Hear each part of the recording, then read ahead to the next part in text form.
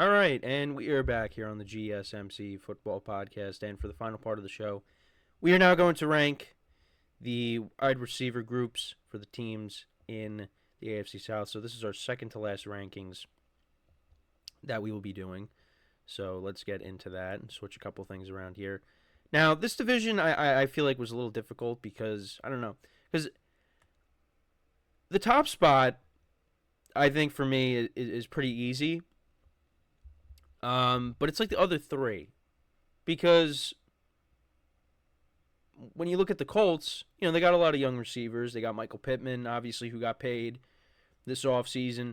With the Titans, you got a bunch of veterans with DeAndre Hopkins, who's actually, who knows if he's going to be back for week one. But, you have him, Ridley, who they brought in, Tyler Boyd. And I know I've said this multiple times, but they do. I mean, if this receiving core was from 2019, this would be arguably the best receiving core in the NFL.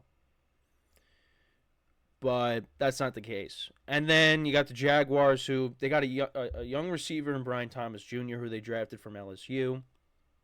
You also got Christian Kirk, but there's no more Ridley. Zay Jones is now with the Cardinals. They did bring in Gabe Davis, who, again, many people thought he was going to take that next step after that playoff game against the Chiefs, but that just never materialized. But yeah, that's kind of where we're at. Although, another receiver, too, that's been turning some heads is Parker Washington. This preseason, he has 4 receptions for 48 yards and a touchdown. Supposedly he's looking really good, so I guess that's someone to keep an eye on. Maybe takes on more of a role this year. But yeah, Christian Kirk was a guy that they gave a lot of money to, and the first year, played well. Last year dealt with a lot of injuries. Missed some time. I shouldn't say a lot of injuries, but yeah, missed some time. He only played in 12 games last year. He had 3 touchdowns. The year before that, he had 1,108 receiving yards and 8 touchdowns. So the Jags are kind of hoping that, he's back to how he was in 2022. Gabe Davis, could be that third receiver, and then you got Brian Thomas Jr., who could be a stud coming out of the draft. And then for the Texans, I mean, look, Tank Dell scored a touchdown this preseason. Nico Collins got paid. They brought in Stephon Diggs. The Texans are going to be a really good team this year. And part of the reason for that is their pass catchers, their wide receivers. So how to go about this ranking? It's really tough. Again, especially looking at the other 3 teams. For me, I was kind of going back and forth between the Titans and the Jaguars. And I don't know. I kind of came to the conclusion of just ranking the Titans slightly ahead of the Jags. Putting the Jags last at the moment. Because, I don't know. Christian Kirk coming off of an injury. Gabe Davis, he dealt with a ton of injuries last year. Brian Thomas Jr. coming in as a rookie. Now, could he turn out to be a stud? Absolutely. But you kind of know what you're getting with the receivers with the Titans. They're 3 veterans, which, look, their best years are all behind them. But, Calvin Ridley's coming off of a 1,000-yard season. Despite missing basically 2 years of football, being out of football for 2 years. I think DeAndre Hopkins had 1,000 yards last year. Yeah, he did. 1,057 receiving yards and 7 touchdowns. And then you got Tyler Boyd, who's, still a solid receiver, but again, they're all in that, 30 range in terms of age. But I feel like they're still going to be productive, I think. Just not up to the level of, where they were at a few years ago when they were all number one receivers for their teams. Even Tyler Boyd, because that was before Jamar Chase and T. Higgins got there. Calvin Ridley was, I mean, with the Falcons, I mean, they still had Julio Jones, but, Calvin Ridley was kind of like that 1B to his 1A. And then DeAndre Hopkins, of course. He was the number one receiver with Houston, and then he was the number one receiver with the Cardinals. So, I'm going to give them that respect and put them ahead of the Jaguars. And then you got the Colts. And they got young receivers on this team. And like I said, Michael Pittman, he got paid this offseason, and he's been a productive receiver for them. Last year, he had a career high in receiving yards, a career high in receptions, had 4 touchdowns, and, obviously started out with Anthony Richardson, and then he got hurt, and you had Gardner Minshew starting, the majority of the games. He finished with 109 receptions, 1,152 receiving yards, and like I said, got paid this offseason, and he's the number one receiver on this team. So I'm curious to see how he ends up doing with Anthony Richardson over the course of a full season. And also, you got to factor in, well, Jonathan Taylor is going to be back the whole year. So, the Colt, and with Anthony Richardson as well. And those guys are going to be running the football. We talked about Lamar Jackson and Derrick Henry in the same backfield. Now you got Anthony Richardson and Jonathan Taylor in the same backfield. That's going to be a lot of fun to watch if they can play a full season together, because that'll give opposing defenses fits. But then also other receivers, you got Josh Downs. Last year, 68 receptions, 771 receiving yards, and 2 touchdowns. So, not bad for his rookie season. And then they also drafted another receiver as well in Adonai Mitchell. And they have Alec Pierce as well. Just wanted to take a look at Adonai Mitchell's stats.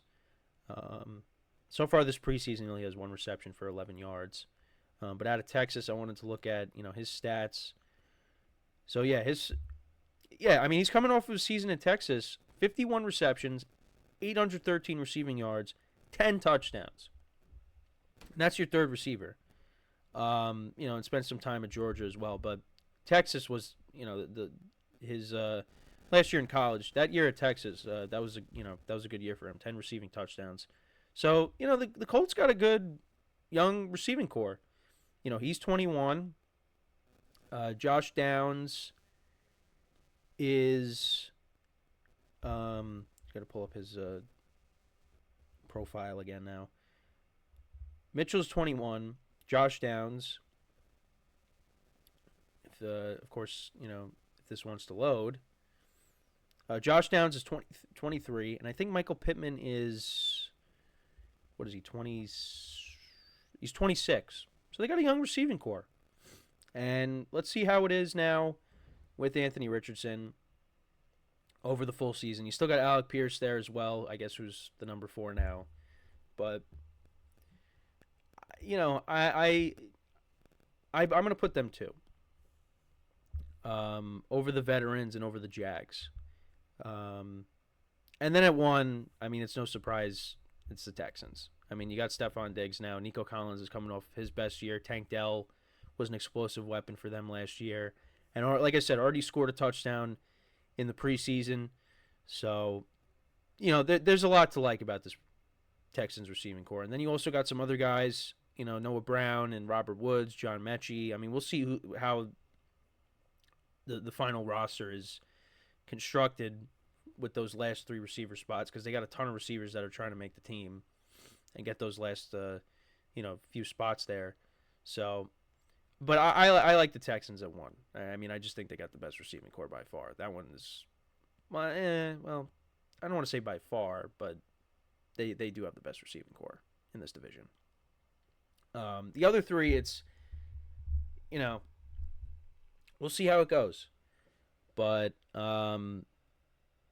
that's how I would rank it. So to go through it again, I got the Jags at 4, the Titans at 3, the Colts at 2, and the Texans at 1.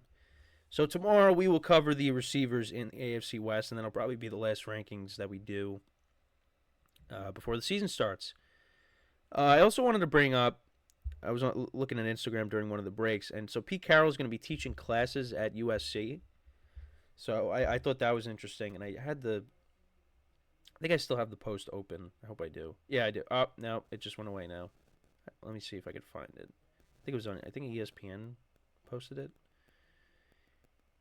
Yeah, so he's returning to USC as a teacher. He said, I'm not desiring it at this point. This is on coaching. Not desiring it at this point. This isn't the coaching season. I'm not waiting on it at all. I'm going ahead. I've got other things that I want to do that I'm excited about, and I'm going to see how that all goes. So we'll see what happens. I mean, is that it for him? Is he going to try to come back and coach? I mean, I feel like I don't think the door is completely closed. Doesn't seem like the door is completely closed on Pete Carroll, but you never know. I mean, him and Bill Belichick are not, you know, they're getting older, of course. I know. I didn't want to say. I was going to say like spring chickens. They're not spring chickens, but I said it anyways. But yeah, I mean they want to do other things. They've been doing this. Well, Pete Carroll wants to do other things. Belichick wants to keep coaching, and Pete Carroll, I think part of him still wants to coach, but maybe he's just gonna take some time, do other things, and then if the opportunity presents itself and he misses it, then he can come back. So we will see. But let me know what you guys think though about my rankings for the AFC South, the wide receiver group rankings, and yeah, that is all the time that we have for today. Thank you guys for tuning in and bearing with me. So I'm trying to shake off whatever I got going on here, allergies. It happens. But yeah, make sure to check out all the other shows. We greatly appreciate your guys' viewership each and every day. Anthony, appreciate the comments as always in the chat. And yeah, so until then, I'm Kenneth Gruenfelder signing off from the GSMC Football Podcast, brought to you by the GSMC Sports Network. Have a good day, and I will talk to you guys tomorrow. Take care.